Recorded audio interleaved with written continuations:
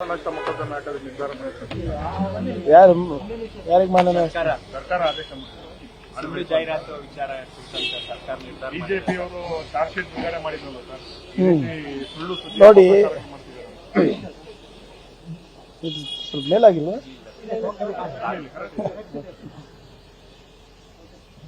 BJP ಅವರು ಸುಳ್ಳು ಸುದ್ದಿಯನ್ನ ಹರಡಿಸೋದ್ರಲ್ಲಿ ನಿಪುಣರಿದ್ದಾರೆ. ಇದಕ್ಕೆ ವಿಶೇಷವಾದಂತ ಮಾಸ್ಟರ್ಸ್ ಡಿಗ್ರಿ ಮೇಲ್ಗಡೆ ಅವರ ಐಟಿ ಸೆಲ್ ಇಂದ ಕೊಟ್ಟಿದ್ದಾರೆ. ಮೊನ್ನೆ ಅವರು ನೀಡಿದಂತ ಜಾಹೀರಾತಿನಲ್ಲಿ ಬಹಳ ಸ್ಪಷ್ಟವಾಗಿ ಮಿಸ್ಇನ್ಫಾರ್ಮೇಶನ್, ಡಿಸ್ಇನ್ಫಾರ್ಮೇಶನ್, ಮ್ಯಾಲ್ ಇನ್ಫಾರ್ಮೇಶನ್ ಮತ್ತೆ ಫೇಕ್ ನ್ಯೂಸ್ ಇದೆ. ಸರ್ಕಾರದ ಯೋಜನೆಗಳ ಬಗ್ಗೆ ಟೀಕೆ ಮಾಡಿ ಅಂಕಿಅಂಶಗಳನ್ನ ಸರಿಯಾಗಿ ಮುಂದಿಟ್ಕೊಂಡು ಜನರಲ್ಲಿ ಒಂದು ಅವೇರ್ನೆಸ್ ಕ್ಯಾಂಪೇನ್ ಮಾಡಿ ತೊಂದರೆ ಇಲ್ಲ. ಆದರೆ ಸುಳ್ಳು ಸುದ್ದಿಯನ್ನ ಹಾಕಿ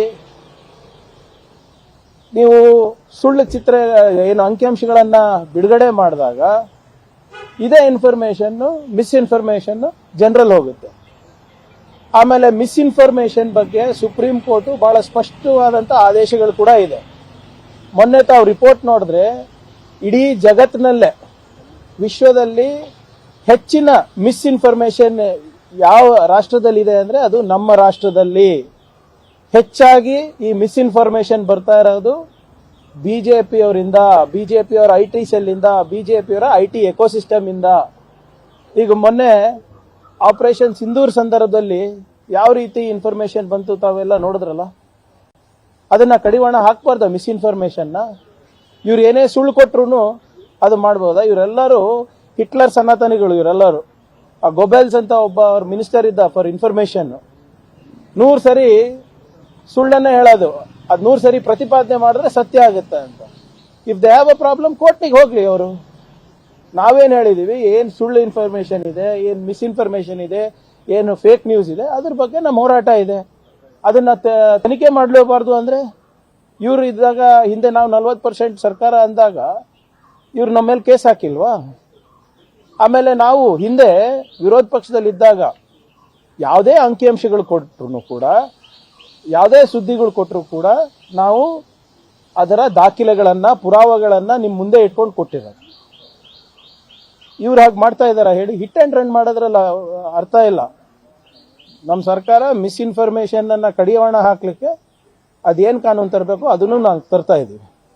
ಪ್ರಹ್ಲಾದ್ ಜೋಶಿ ಅವರು ಕೂಡ ಅದಕ್ಕೆ ಇದು ಮಾಡಿದ್ದಾರೆ ಸರ್. ಎಲ್ಲ ಈ ರಾಜ್ಯದಲ್ಲಿ ಸರ್ವಾಧಿಕಾರಿಯಾಗಿ ವರ್ತನೆ ಮಾಡ್ತಿದ್ದಾರೆ. ನೋಡಿ, ಅವರಿಗೆ ಸತ್ಯ ಕೇಳಲಿಕ್ಕೆ ಇಷ್ಟ ಇಲ್ಲ. ಅವ್ರು ಏನ್ ಹೇಳ್ತಾರೆ ಅದನ್ನೇ ನಾವು ಹೇಳಬೇಕು, ಅವಾಗ ಮಾತ್ರ ಸತ್ಯ. ಅವ್ರು ಯಾರು ಹೇಳಕ್ಕೆ ನಮಗೆ ಏನ್ ಹೇಳಬೇಕು ಏನ್ ಮಾಡಬಾರ್ದು ಅಂತ? ಈಗ ನೀವು ನಿಮ್ ಮನಸ್ಸಿಗೆ ಬಂದಂಗೆ ಹೇಳಿದೀರಾ. ಕಾನೂನು ಚೌಕಟ್ಟಿನಲ್ಲಿ ನಮಗೊಂದು ಅವಕಾಶ ಇದೆ, ಅದನ್ನ ನಾವು ಉಪಯೋಗ ಮಾಡ್ಕೋಬಾರ್ದಾ? ದುರುಪಯೋಗ ಮಾಡ್ಕೊಂಡ್ರೆ ನೀವು ಹೇಳಿ ಜನರಿಗೆ ಹಿಂಗ್ ದುರುಪಯೋಗ ಆಗ್ತಾ ಇದೆ. ಆಮೇಲೆ ಇವರು ಪ್ರಜಾಪ್ರಭುತ್ವ ಕೊಗ್ಗಲೆ ಬಗ್ಗೆ ಮಾತಾಡ್ತಾ ಇದಾರಾ? ಎಷ್ಟು ಜರ್ನಲಿಸ್ಟ್ ನ ಇವ್ರು ಒಳಗೆ ಹಾಕಿದ್ದಾರೆ? ಎಷ್ಟು ಜರ್ನಲಿಸ್ಟ್ ಮೇಲೆ UAPA ಕೇಸ್ಗಳು ಹಾಕಿದ್ದಾರೆ? ಎಷ್ಟು ಜರ್ನಲಿಸ್ಟ್ ಇನ್ನೂ ಜೈಲಲ್ಲಿ ಕೊಳಿತಾ ಇದ್ದಾರೆ? ಮತ್ತೆ ವಿರೋಧ ಪಕ್ಷದ ಮೇಲೆ CBI, IT, ED ಕೇಸ್ಗಳು ಮಾಡಿದ್ದಾರೆ. 193 cases against opposition leaders for speaking the truth. ತಾವೇ ಒಂದು ಕಮಿಟಿ ಮಾಡಿದ್ರಿ ಸರ್, 40% ಕಮಿಷನ್ ವಿಚಾರ ಕುರಿತಂತೆ. ಅವ್ರು ರಿಪೋರ್ಟ್ ಕೊಟ್ರಲ್ಲ ಸರ್, ಆ ತರದ್ದು ಏನಿಲ್ಲ ಅಂತ. ಕಮಿಷನ್ ಅವರು ರಿಪೋರ್ಟ್ ಕೊಟ್ಟಿದ್ದಾರೆ, ಬಹಳ ಸ್ಪಷ್ಟವಾಗಿ ಪ್ರೊಸೀಜರ್ಗಳು ಫಾಲೋ ಆಗಿಲ್ಲ, ಟೆಂಡರ್ ನಿಯಮಗಳನ್ನ ಗಾಳಿಗೆ ತೂರ್ಬಿಟ್ಟು ಮಾಡಿದ್ದಾರೆ ಅಂದ್ಬಿಟ್ಟು. ಅದು ಫರ್ದರ್ ಇನ್ವೆಸ್ಟಿಗೇಷನ್ ನಡೆದಿದೆ ಅಲ್ಲ.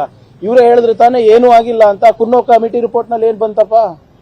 ಯಡಿಯೂರಪ್ಪ ಅವ್ರ ಮೇಲೆ, ಶ್ರೀರಾಮುಲು ಅವ್ರ ಮೇಲೆ ಕೇಸ್ ಹಾಕ್ಬೇಕು, FIR ಹಾಕ್ಬೇಕು ಅಂತ ಬಂದಿದೆ ಅಲ್ವಾ? ಅದು ನಾವು ಮಾಡ್ತಾ ಇದೀವಲ್ಲ. ಈಗ ಗಂಗಾ ಕಲ್ಯಾಣ ಯೋಜನೆಯಲ್ಲಿ ಏನೂ ಆಗಿಲ್ಲ ಅಂತ ಹೇಳಿದ್ರು, ಈಗ ಕೇಸ್ಗಳು ಆಗ್ತಾ ಇಲ್ವಾ? ಬೋವಿ ಅಭಿವೃದ್ಧಿ ನಿಗಮದಲ್ಲಿ ಏನೂ ಆಗಿಲ್ಲ ಅಂತ ಹೇಳಿದ್ರು, ಈಗ FIR ಆಗಿದೆ, ಅಸೆಟ್ ಸೀಸ್ ಆಗ್ತಾ ಇದೆ ಅಲ್ವಾ? ಇವೆಲ್ಲ ಅವಾಗಿಂದ ಕೆಲಸಗಳಲ್ಲ ನಾವು ಮಾಡಿದ್ದು.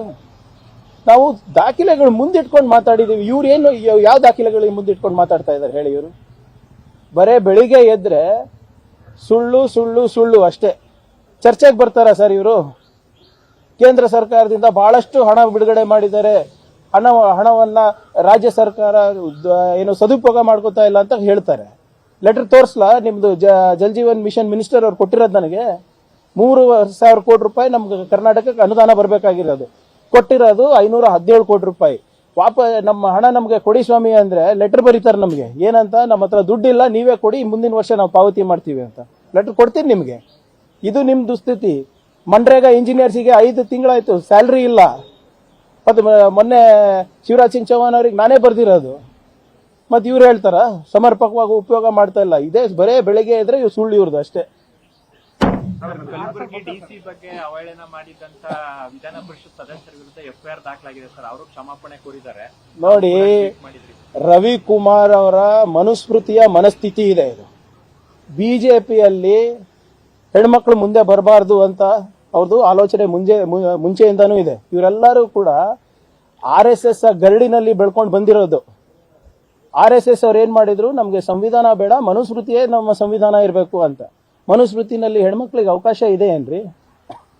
ಮಧ್ಯಪ್ರದೇಶದಲ್ಲಿ ಸೋಫಿಯಾ ಕುರೇಶಿ ಅವ್ರ ಬಗ್ಗೆ ನಿಮ್ಮ ಯಾರೋ ವಿಜಯ್ ಶಾ ಅಂದ್ಬಿಟ್ಟು ಒಬ್ಬ ಮಂತ್ರಿ ಭಯೋತ್ಪಾದಕರ ಸಹೋದರಿ ಅಂತ ಹೇಳ್ತಾರೆ, ಏನು ಆಕ್ಷನ್ ಆಗಲ್ಲ.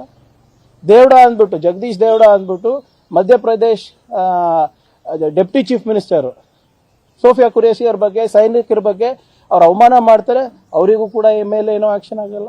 ಇಲ್ಲಿ ಅವ್ರಿಗೆ ಏನಾಗ್ಬಿಟ್ಟಿದೆ ಅಂದ್ರೆ, ರವಿಕುಮಾರ್ ಅವರಿಗೆ, ಈ RSS ನವರಿಗೆ ಮಹಿಳೆಯರು ಮುಂದೆ ಬರಬಾರ್ದು, ಅಡಿಗೆ ಮನೆಯಲ್ಲೇ ಇರಬೇಕು. ಮಲ್ಟಿಪಲ್ ಆಗಿ ನೋಡಿ, ಏನು ಅವರು ಪಾಕಿಸ್ತಾನದಿಂದ ಬಂದಿದ್ದಾರಂತೆ. ಸ್ವಲ್ಪನ ಕಾಮನ್ ಸೆನ್ಸ್ ಇದೆ ಏನ್ರಿ ರವಿಕುಮಾರ್ ನಿಮ್ಗೆ? She is an officer of the Indian administrative service, IAS, Indian administrative service, PAS ಅಲ್ಲ. ಮೊನ್ನೆ ತಾನೇ ರಾಷ್ಟ್ರಪತಿಗಳು ಅವರಿಗೆ ಅತ್ಯುತ್ತಮ ಅಧಿಕಾರಿ ಅಂದ್ಬಿಟ್ಟು ಅವರಿಗೆ ಪ್ರಶಸ್ತಿ ಕೊಟ್ಟಿದ್ದಾರೆ ಮೋದಿ ಸರ್ಕಾರ. ಇನ್ ಪಾಕಿಸ್ತಾನಲ್ಲಿ ಸೇವೆ ಸಲ್ಲಿಸಿ ಕೊಟ್ಟಿರೋದ? ಇದು ಅವ್ರ ಮೆದುಳಲ್ಲಿ ಕಸ ಇದೆ, ಇದು ಮನುಸ್ಮೃತಿ ಕಸ, ಅದು ತೆಗೆಯಕ್ ಕಷ್ಟ. ಅದಕ್ಕೆ ಇವರು ಸೋಫಿಯಾ ಕುರೇಶಿ ಅವ್ರ ಬಗ್ಗೆ ಮಾತಾಡ್ತಾರೆ, ಫೌಜಿಯಾ ತರನ್ನುಂ ಬಗ್ಗೆ ಮಾತಾಡ್ತಾರೆ, ವಿಷಾದ ವ್ಯಕ್ತಪಡಿಸ್ತಾರಂತೆ. ಏನ್ ಇವ್ರ ಮನಸ್ಸಿನಲ್ಲಿ ಇವ್ರು ಎಷ್ಟೇ ಸಾರಿ ಅಂದ್ರೂ ಕೂಡ ಅವರ ಮನಸ್ಥಿತಿ ಬದಲಾವಣೆ ಆಗಲ್ಲ.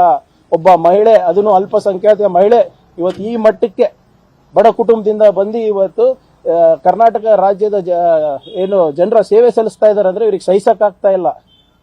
ಸೋಫಿಯಾ ಕುರೇಶಿ ಅವ್ರು ಇರ್ಬೋದು, ಫೌಜಿಯಾ ಅವ್ರು ಇರ್ಬೋದು, ಸಾವಿತ್ರಿಬಾಯಿ ಫೂಲೆ ಅವ್ರು ಇರ್ಬೋದು, ಹೆಣ್ಮಕ್ಳು ಮುಂದೆ ಬರಬಾರ್ದಂತ ಮುಂಚೆನೂ ಇಂದಾನು ಕೂಡ ಈ ಮನುಸ್ಮೃತಿಯ ಮನಸ್ಥಿತಿ ಇರುವಂತ ಮನುವಾದಿಗಳು ಇವರು ಸಾರಿ ಕೇಳಿದ್ರು ಅವ್ರ ಮನಸ್ಸು ಬದಲಾವಣೆ ಆಗೋದಿಲ್ಲ ಇವರು.